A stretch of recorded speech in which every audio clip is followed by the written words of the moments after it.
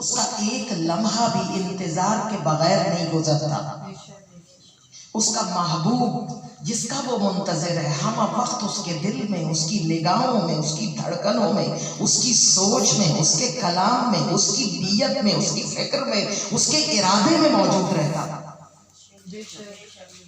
دو عبادتیں یاد رکھیے گا، ایک عبادت ہے جو آپ کے روح کی عبادت ہے۔ خدا نے مومن کو 24 گھنٹے کا عبادت گزار بنایا ہے۔ یہ اللہ کی ہم پر بڑی کرم، مہربانی ہے، شفقت ہے کہ اس نے ہماری روح کو بھی 24 گھنٹے عبادت گزاری کا جام عطا کیا، اور ہمارے جسم کے لیے بھی 24 گھنٹے کی عبادت۔ ہم زہرا کے ماننے والے ہیں، ایک لمحہ بھی مومن کا عبادت کے بغیر نہیں گزرتا۔ آپ کیا جانیں کہ آپ کیا ہیں، یعنی روح کی عبادت کیا ہے؟ ولایت علی ابن ابی طالب۔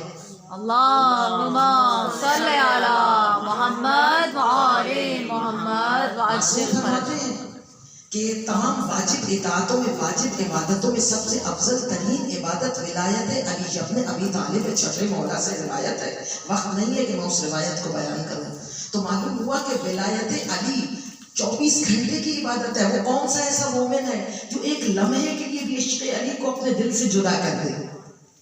تو گویا اللہ کا یہ کرم ہے ہم پر کہ ہم 24 گھنٹے ہماری روح عشق علی، ولایت علی کی عبادت گزارے، اور ظاہر ہمارے اعضاء و جوارح کے لیے، ہماری آنکھوں کے لیے خدا نے پھر ایک اور عبادت کا اہتمام کیا ہے، وہ انتظار فرج ہے۔ برآمد امام زمانہ بلند تر صلوات، اللہم صلی علی محمد وآل محمد۔ ہم ذرا اس عبادت کو دیکھتے ہیں، سمجھتے ہیں کہ کس طرح سے یہ عبادت ہمہ وقتی ہے، جز وقتی نہیں ہے۔ انتظار ایک عاشقانہ کیفیت کا نام ہے جو ہمہ وقت طاری رہتی ہے۔ آپ کبھی عاشقوں سے ملے ہوں گے، پوچھئے زلیخا سے کہ ہمہ وقت خیال یوسف، انتظار 24 گھنٹے رہتا، سوتے وقت انتظار جدا نہیں ہوتا۔ انتظار انقلاب ہے، اضطراب ہے، آمادگی ہے۔ آمادگی یعنی آمادہ، تیار، اضطراب میں، انقلاب میں۔ گویا مومن ہم وقت ایک عجیب قسم کی تبدیلی اور آمادگی کا سلسلے کے ساتھ مربوط رہتا ہے۔ کبھی آپ نے انتظار کرنے والوں کو آرام سے بیٹھے دیکھا ہے؟